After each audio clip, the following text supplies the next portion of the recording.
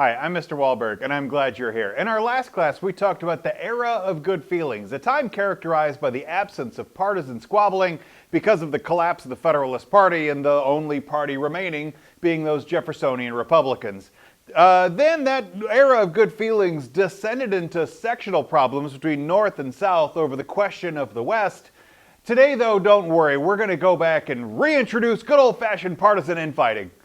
Turn with us now to those thrilling days of yesteryear, when out of the past come the thundering hoofbeats of Wahlberg's APUSH. History class rides again!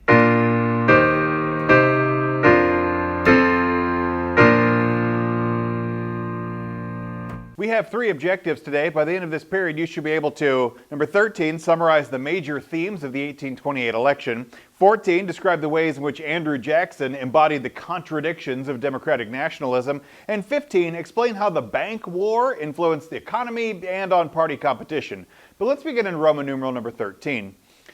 Adams' political rivals. So John Quincy Adams was our sitting president, last we left him, and his political rivals were emphasizing individual liberty rather than the nationalist and Clay model of a national identity. The Adams and Clay model of kind of the nationalist party that would emphasize the country as a whole. His political rivals said no, individual liberty rather than the liberty of a strong country. Focus on states' rights and limited government. Martin Van Buren becomes one of the architects of this vision. He handled Andrew Jackson's campaign in 1828. Martin Van Buren viewed the political party competition as not something to be avoided, but something that was necessary and even a positive influence if it achieved national unity. Martin Van Buren hoped to reconstruct the Jeffersonian political alliance, which had seemed so fractured in all of those years of good feeling. As the power of notables was declining, and remember, John Quincy Adams is kind of that last of that generation, as the power of notables were declining, the political party emerged as the organizing force in American politics. No individual politician could really run things anymore. It was a party coalition which would hold things together. Parties were these political machines that gathered a diverse agenda of social and economic groups and turned it into a coherent legislative program. Then, as now, political parties don't really have an ideology. Then, as now, there's not really like a Republican way to think things, as much as there is like an agreement that we're going to work on some common issues together.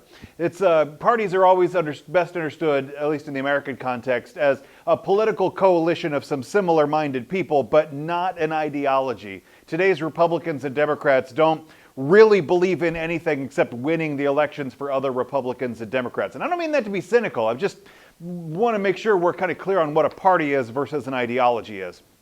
Although he was the beneficiary of elitist education and strong financial support, Martin Van Buren advocated a political system based not on privilege and having things, achieved in another generation for you, but on merit and earning it for yourself. Between the years of 1817 and 1821, Van Buren created the first statewide political machine, a term that's going to be around for a while. And he later organized that into the first nationwide political party, the Jacksonian Democrats.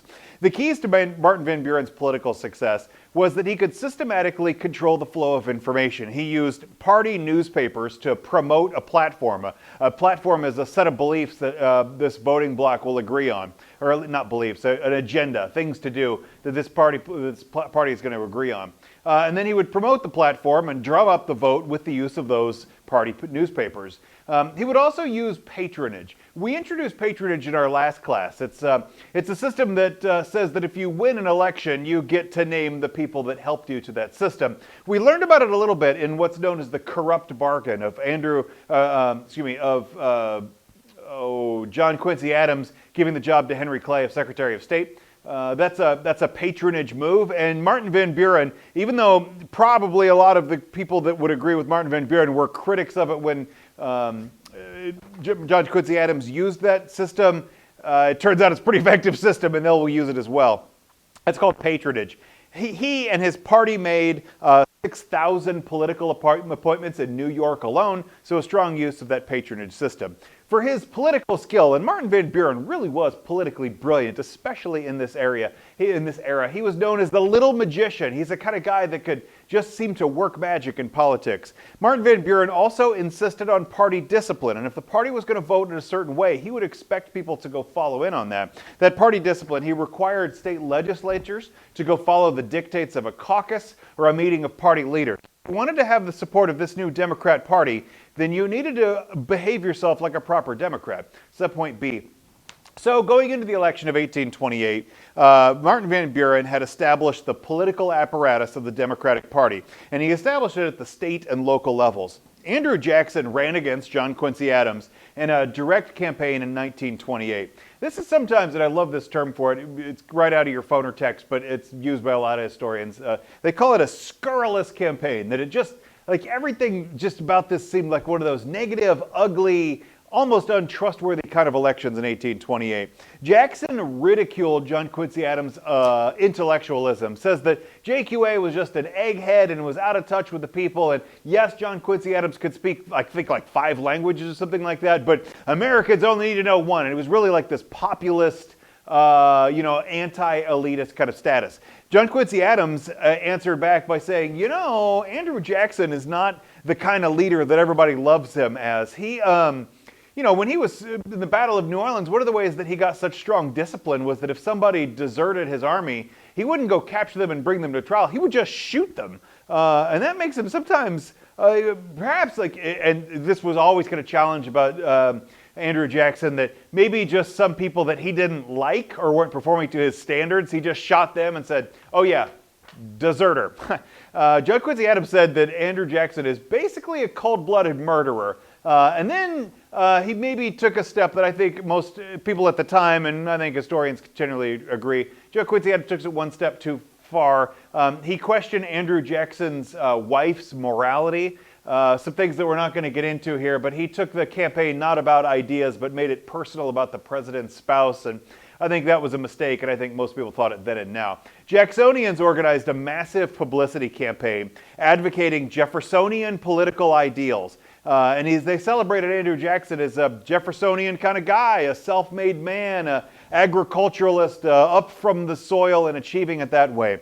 They called themselves, initially, the Democratic Republicans. They borrowed that name from Jefferson, but eventually just simply called themselves the Democrats. Their name suggested that through them, a middling majority, the democracy, the demos, a Greek word for the people, that the people would be the rulers. Jackson's appeal as a candidate was his message of equal rights and popular rule, his hostility towards business corporations, and to Henry Clay's American system. He was pretty against Native Americans, and his personal preference for what he called a judicious tariff, not a strong one like the American system wanted, but a smaller, more judicious tariff. A far higher percentage of the eligible electorate. We're going to do that sentence again. I'm going to leave this kid. I'm not going to cut it out. A far higher percentage of the eligible electorate, there we go, voted in 1828 than had ever voted before. It was the biggest turnout in American history. Jackson received 178 of the 261 electoral votes. Andrew Jackson became the first president from a western state. However, the massive outpouring of popular support for Jackson was also threatening and frightening to people of traditional means and influence. It looked like Jefferson was not only a man of the people, he was kind of a man of the mobs and the crowds. And just because there's a lot of voices wanting a bad idea, elites said, doesn't make it suddenly a good idea. Setpoint C. Andrew Jackson himself grew up an orphan. He claimed that his family was killed by the British in the Revolutionary War, although the records really aren't very clear on that. And he joined the Continental Army at age 13. Eventually, he rose to the rank of Major General in the Tennessee Militia, and he led a military victory over the British at the Battle of New Orleans in the Battle of 1812. In the War of 1812, Andrew Jackson was a frontiersman. He'd moved to Tennessee as a young man. He was a horse racer and an Indian fighter and a land speculator. He was a self-made man who owned a 1,000-acre plantation known as the Hermitage. And at one point, he had as many as 150 slaves, which would have made him a very significant slave owner. They called him, this was also such a great time of nicknames. He was nicknamed Old Hickory because he was rough and tough. So we've got Old Hickory, and we've got the Little Magician, and there's a whole bunch of nicknames, and Presidents got such great nicknames. Everybody's got such nicknames in this time. Roman numeral number 2, welcome then to the age of Jackson. The Jackson administration was strong use of the party discipline with the spoils system. The spoils system is also known as the patronage system, where the person who wins an election gets the right to appoint people to government positions. They call it the spoils system because of the old phrase, to the victor goes the spoils. Using the spoils system, Jackson created a loyal and disciplined national political party. He dispensed government jobs and aid to his friends, and then he would use that to go win support for his legislative program. National conventions were the ones choosing candidates, and winning candidates could directly reward loyalty in that convention. If you supported Andrew Jackson in the Electoral College, if you supported Andrew Jackson in the National Convention, Andrew Jackson would support you and get you, you had a good chance of getting a good political position to come out of it. Jackson's main priority was to basically dismantle the American system. The American system advocated by Henry Clay and John Quincy Adams and all the way back to Alexander Hamilton. So that was his main goal, was to go dismantle that system. To decide how policy was going to work, Andrew Jackson primarily relied not on his cabinet. He had a cabinet which had to go be approved by the Senate, and they was certainly appointed people he liked there, but he also had an unofficial group. He called it his kitchen cabinet. His kitchen cabinet were these informal groups of advisors. They were mostly newspaper editors, people that kept their ear to the ground and knew how people on the ground felt. And that was who advised him in dissolving the American system. He opposed the American system on constitutional grounds, not just like the policies themselves, but he just thought that just was un-American. It shouldn't be something the national governments would do. And in 1830, he began to veto 4 internal improvement bills. This was also kind of a new approach that Jackson would just veto bills that he didn't like. Presidents before Andrew Jackson saw their job as the signers of legislation as more or less the final step to make sure it was going to be good policy. Congress would make the laws and then hand it off to the president to go sign them and carry them out. But the presidents didn't generally see themselves as arbiter of good ideas or bad ideas. That was Congress, and if it didn't seem like something that was wrong for the government to do, the president would sign it. Andrew Jackson takes a new approach and just kind of vetoes stuff he doesn't like. And he got the nickname King Andrew because he would go shape policy in the image that he saw, not necessarily what Congress saw. Setpoint B. Through opposition to the Tariff of 1928, which we met in our last class as the Tariff of Abominations, Andrew Jackson won that election, but still a major political crisis saddled him basically with protecting. Even though he was against it for political reasons, he was kind of stuck defending that tariff. In 1832, high tariff congressmen ignored warnings from the South that they were endangering the Union, and they reenacted the tariff to sidetrack the possibility that the government would end slavery. Basically, Northerners drawing a line saying like, hey, if you want your way, then go in slavery. South Carolina politicians tried to limit the power of the central government, saying that, okay, just in case the central government goes and tries to eliminate all of our slaves, South Carolina says, we want to come up with a maneuver that's a defensive maneuver, and they chose this tariff as its target. The South Carolina State Convention adopted what was called the Ordinance of Nullification. Remember that term, nullification. Nullification declared that the tariffs of 1828 and 1832 were null and void in the state of South Carolina, and they threatened secession if they carried it out. This idea of nullification, saying that some states were opposing what the federal government was doing, they thought it was unfair and abusive to the states, so the states would just refuse to participate. This is the idea of nullification, and it's the craft of John C. Calhoun. It was posited in some levels or another by Thomas Jefferson in framing the Constitution, but South Carolina's act of nullification rested squarely on the constitutional arguments which were theorized by John C. Calhoun. John C. Calhoun was actually Andrew Jackson's vice president, and even though he's in the Jackson administration, he seems to be sowing some discord. He maintained that the Constitution was ratified by the states. It was states who created the American government, so a state convention could go declare some constitutional thing null and void because it was states that created the Congress.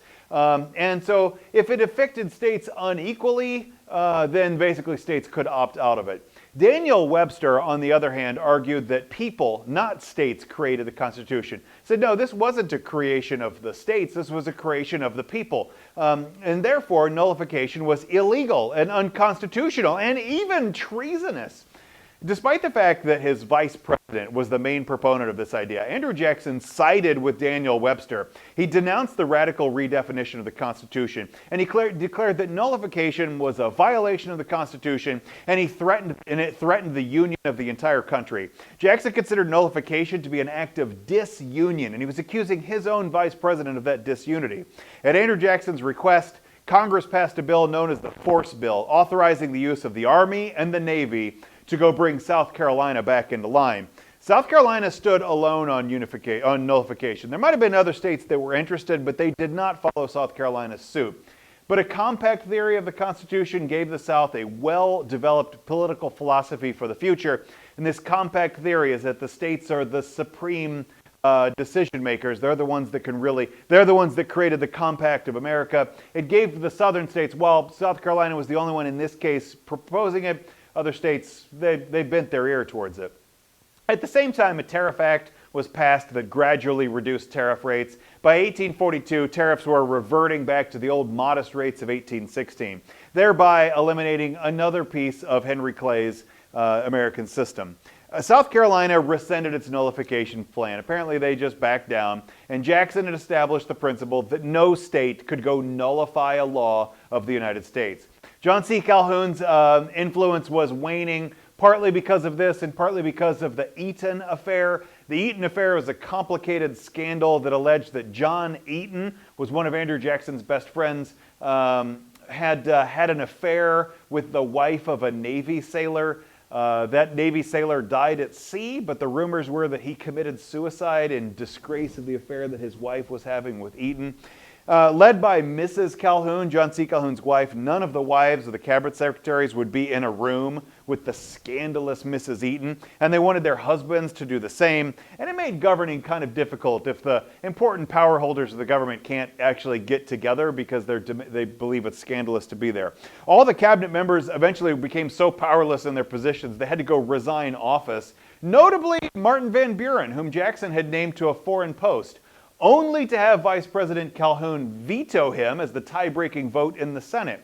It ended John C. Calhoun's political career. It branded him as this petty politician. It branded Martin Van Buren as a spurned and rightful public servant. John C. Calhoun left the Democratic Party for a new party known as the Whig Party, which we'll talk about more in the future. Subpoint D, we'll talk about it now. Subpoint D. In 1834, people opposed to Jackson's heavy-handed governing, they united together into a political party known as the Whig Party.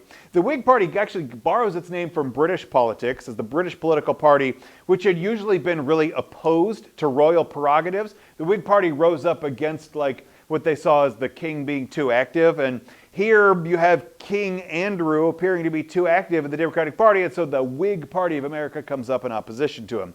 Party battles of the Jacksonian era reflected the clash of the public and private definitions of American freedom and its relationship to government power. Democrats and Whigs, they differed on issues that emerged from the market revolution and tension between national loyalties or sectional loyalties. They, alarmed by this, what would appear to be a widening gap between the social classes, Democrats favored no government intervention in the economy. They believed that every time you get involved in the economy, you just end up favoring the rich. The Whigs believed that a strong federal government was actually necessary to promote liberty. It's what could go keep freedom safe as a strong central government. They supported the government promotion of economic development programs through the old American system.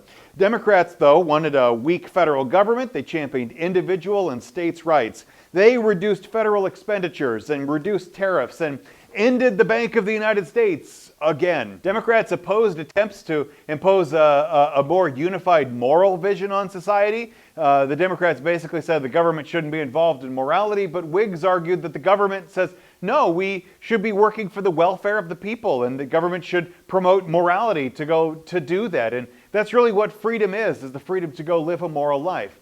Subpoint E. In the late 1820s, white people in the West and in the East both called for a resettlement of Native Americans west of the Mississippi. So you have original Native American territories, and there's the Proclamation Line and the Appalachian Mountains, and then there was the Indian Territory west of the Appalachian Mountains, and then they're pushed west of the Mississippi River. Indian people still controlled vast tracts of ancestral land, and they were determined to keep them, despite the pushes further and further westward. Several Native American people, such as the Cherokees had actually become a bicultural society. They had a written language and a chartered government, which actually looked pretty similar to the American Constitution. The Cherokees were a slaveholding nation. A lot of them even owned slaves for themselves. Mixed race Cherokees advocated integration into the American society to go protect property and ancestral lands. And so when we talk about Native American relationships, it's always worth remembering that Native Americans don't act monolithically. All tribes have their own opinion, and here we're looking at the Cherokees with differing opinions within their tribe. But the Georgia legislature demanded a fulfillment of that promise to go extinguish all Indian landholdings in the state in return for an 1802 agreement of ceding Western claims. Jackson gave full support to the state of Georgia. He declared states to be sovereign within their borders, and the state can do whatever it is in the borders of that state. And he withdrew the federal troops, which had been there under previous administration, to go protect Indian enclaves. Jackson then pushed through Congress the Indian Removal Act of 1830. The Indian Removal Act provided territory in modern-day Oklahoma and Kansas to Native Americans if they would give up their ancestral holdings on the promise they could live in these new lands for perpetuity. They could live there for the rest of their lives. Chief Blackhawk and his followers refused to move from their rich farmland in western Illinois, so Andrew Jackson sent in the army to go expel them. That resulted in the army pursuing Chief Blackhawk into the Wisconsin Territory and engaging in the brutal 8-hour Bad Axe Massacre of 1832. It's kind of gross, but go look it up. Over the next 5 years, U.S. diplomatic and military pressures forced 7 Indian nations to sign treaties and to move west of the Mississippi. Setpoint F. Indians, I think this is a pretty savvy move for Native Americans, went to the Supreme Court, actually, to go protect their lands. They said, even though we're not citizens of this country, we have treaties and legal arrangements with this country. And in the Cherokee Nation versus Georgia case of 1831, the Supreme Court denied their independence. They said, no, Native Americans don't achieve it to independence, and ruled that they're essentially just wards of the government. They're not exactly property, but aren't very far from it. However, the next year, the Supreme Court takes a different position in the case of Worcester versus Georgia. Here, the Supreme Court ruled that Georgia's actions were actually violating Cherokee treaties with the federal government, and they voided Georgia's state laws over the Indians, saying that, Jackson may say you're sovereign within your state, but the reality is that these treaties are superseding your power. Hearing of the decision, Andrew Jackson said, this famous line, "John Marshall has made his decision. Now let him enforce it." Remember, it's the executive branch of the presidency who's in charge of enforcing the laws. Without an enforcement mechanism, though, the United States government had no way to guarantee the Cherokee territory. Even though the court had ordered it, there was no way to carry it out, and that the government essentially just took that land from them. When a vast majority of Cherokees refused to depart to the new territory by the deadline of May of 1833, President Martin Van Buren ordered General Winfield Scott, the guy that we're going to hear from a couple more times, to forcibly march them 1,200 miles to a new Indian territory, a journey remembered today as the Trail of Tears. The Seminole Indians in Florida, they fought a war against removal, and 3,000 of them, though, were forced to move anyway. Only a small amount had remained. The U.S. government had forced the removal of most Eastern Indians to the West. In the East, Indians became seen as a relic of the past, and fewer remained. Roman numeral number next. My Roman numeral is off here.